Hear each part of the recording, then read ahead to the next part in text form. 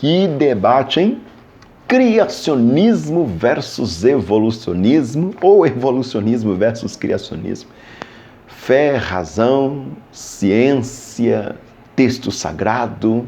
Como que fica esse diálogo, né? Vamos para a parte 3? Fides et ratio, esse diálogo, né? Fé e razão. Em sua última encíclica, datada de 14 de setembro de 1998, João Paulo II quer apontar um porvir de esperança para a humanidade, propondo uma visão harmoniosa de fé e razão, definida como as duas asas pelas quais o espírito humano se eleva à contemplação da verdade. Apelando para o amor à verdade, semelhante mensagem não se coaduna com os encônios e aplausos, mas reclama antes uma acolhida serena, um estudo cuidadoso em uma análise crítica.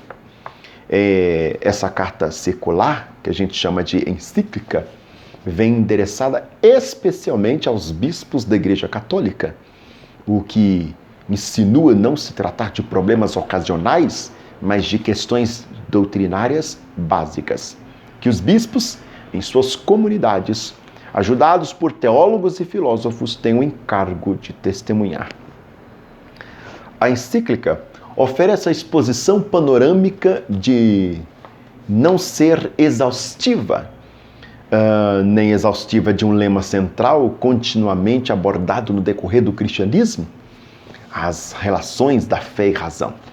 Além desse aspecto enciclopédico, ela reveste um poder argumentativo que se associa ao tom autoritário de quem tem consciência de sua missão divina de ensinar a verdade. Esse paradigma pontificial não é de fácil compreensão, evidentemente. Pode ser ilustrado pelo confronto com o estilo dos tribunais supremos nacionais ou até internacionais, quando são chamados a decidir sobre princípios ou direitos fundamentais, como o direito à vida do embrião humano. A resposta, aliás, contraditória a essa questão da base vem quase sempre precedida por um tratado de teoria e história, se não de filosofia do direito. É um que se viu com grande relevo em 1973, quando a Corte Suprema dos Estados Unidos liberou a legislação sobre o aborto naquele país. Sem dúvida, o Papa mostra mais confiança na sua autoridade doutrinal, sua argumentação se tornando, às vezes, um tanto formal, menos estrita e rigorosa. Tocamos aqui no primeiro ponto, dedicado a quem aborda a leitura desse tipo de encíclicas doutrinais, nas quais a autoridade religiosa enfrenta problemas humanos de base, que interfere, portanto, a todos ou a todas as pessoas e a toda a sociedade. A encíclica Fides et Ratio pretende completar uma outra maravilhosa encíclica Veritatis Splendor, o esplendor da verdade, de 6 de agosto de 1993. Ambas retomam e aprofundam o par de conexões fé e razão, natureza e graça, lei natural e lei divina, o qual já estava na base da encíclica de Paulo VI, Humanae Vitae, de 25 de julho de 1968, sobre o modo autêntico de regular a natalidade.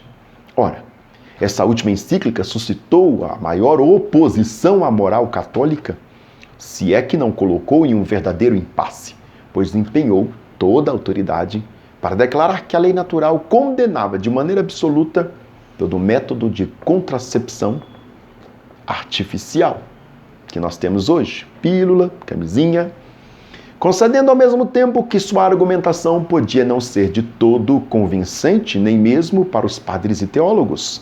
Aí você vai conferir a encíclica que nós citamos aqui, o número 6 e 28. Assim, em matéria de lei natural, de esfera da razão humana, interessando todo homem e toda mulher, a doutrina proposta pelo Papa não seria plena e racionalmente verificável, mas simplesmente credível, imposta por autoridades e aceita pela fé. Semelhantemente, situação de ambiguidade metodológica e mesmo epistemológica torna problemática a comunicação do magistério católico nesses domínios, não apenas com o grande público, mas ainda com as diferentes correntes de cultura contemporânea.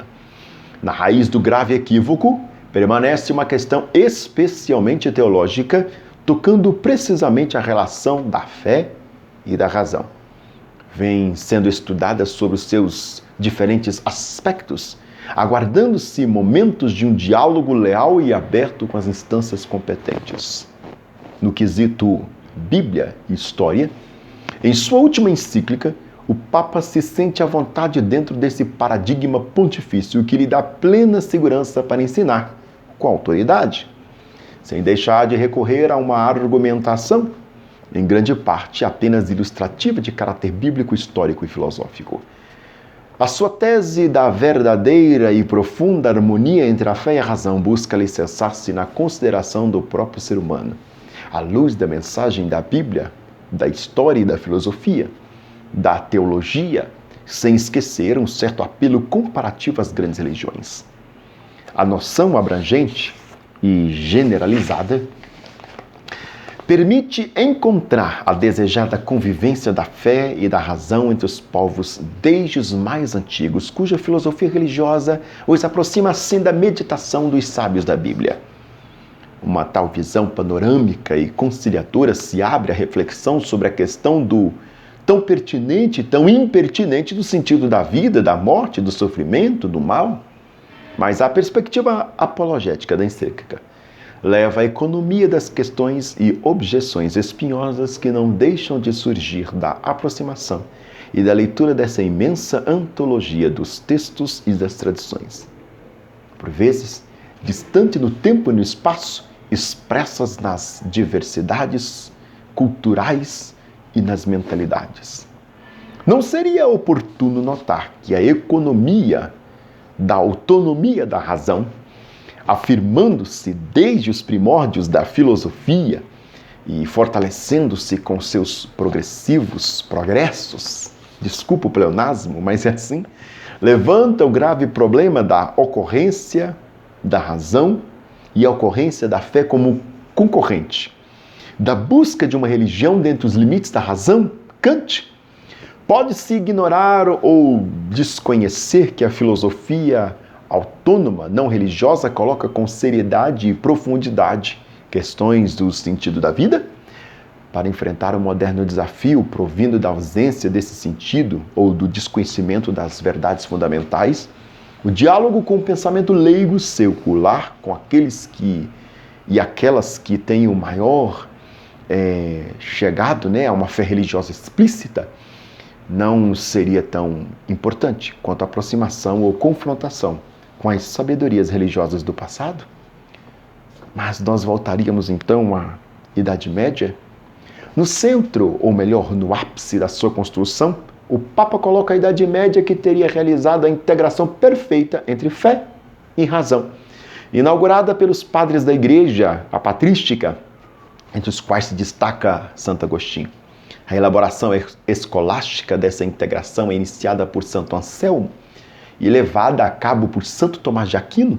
Todavia, a partir da Idade Média, afirma a encíclica, esta distinção legítima entre os dois conhecimentos transformou-se progressivamente em nefasta separação. A número 45. O Papa exalta o exemplo de Santo Tomás citando seu axioma extremamente compreensivo. Toda verdade proferida por quem for vem do Espírito. Número 44. A sua filosofia é verdadeiramente uma filosofia do ser e não do simples aparecer. No negativo e no positivo está aí esboçado todo o propósito da encíclica, a metafísica do ser, que integra e supera o conhecimento dos fenômenos. Essa metafísica seria não apenas a grande, mas até a necessária aliada à fé, realizando com ela a harmonia de uma mútua ajuda intelectual. Esse programa é simples e tradicional.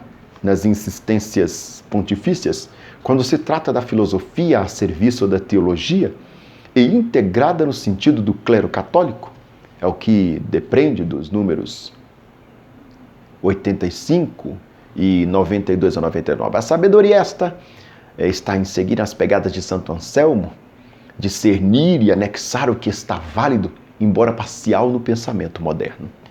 Mas, para além deste quadro restrito de formação clerical, a encíclica tem a louvável intenção de apontar os caminhos para a humanidade.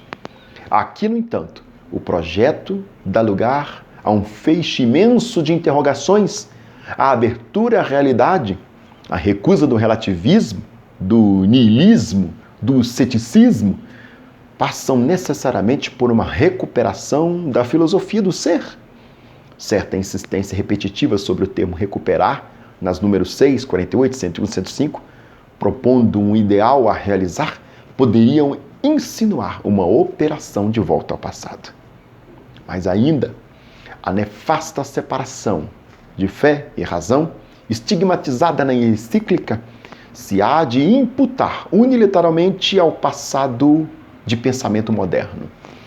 Nesse desencontro, analisado com subjetividade, nos cabe uma séria responsabilidade do ensino eclesiástico que se aterram durante séculos a uma escolástica superada e colocou ao índex dos livros proibidos os grandes filósofos do Ocidente, de Descartes a Henri Bergson. Exortações gerais ao diálogo não ganharam mais consistência senão utilizando de maneira crítica as judiosas as atuações filosóficas da comunicação. Habermas e da discussão de Karl Appel, pelo menos apontando para o empenho do pensamento contemporâneo em enfrentar com rigor o pluralismo de outros problemas da modernidade ou da pós-modernidade.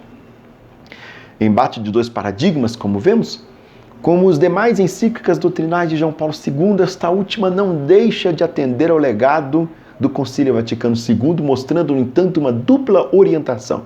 A primeira procura manter certa tradição doutrinal identificada com as posições polêmicas de Vaticano I, e do magistério eclesiástico de dois últimos séculos, dando ênfase especial às intervenções da Congregação para a Doutrina da Fé.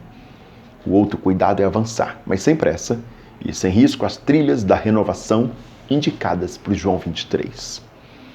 Sem dúvida, as prioridades e insistências da encíclica apontam para o Concílio Vaticano I. Ela relê a tradição à luz deste concílio que acentuou o aspecto conciliador de Tomás de Aquino diante dos extremos racionalismo e do tradicionalismo. Sobretudo, ela reforça os pontos ultimamente destacados pelo magistério eclesiástico sobre a estrita fidelidade à ortodoxia, realçando até o valor absoluto, intangível das linguagens dogmáticas e teológicas.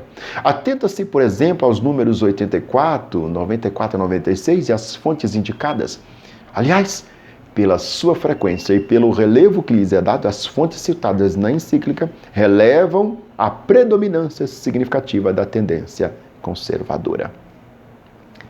Não seria o bom momento de retomar pela base a nova antropologia do Vaticano II, evocada apenas pelo próprio Papa na número 50, assumindo todo ser humano, qual projeto virtualmente da verdade, da liberdade, da justiça, solidariedade, anseio e busca de Deus na história sem mais se atalhar às velhas controvérsias antirracionalistas?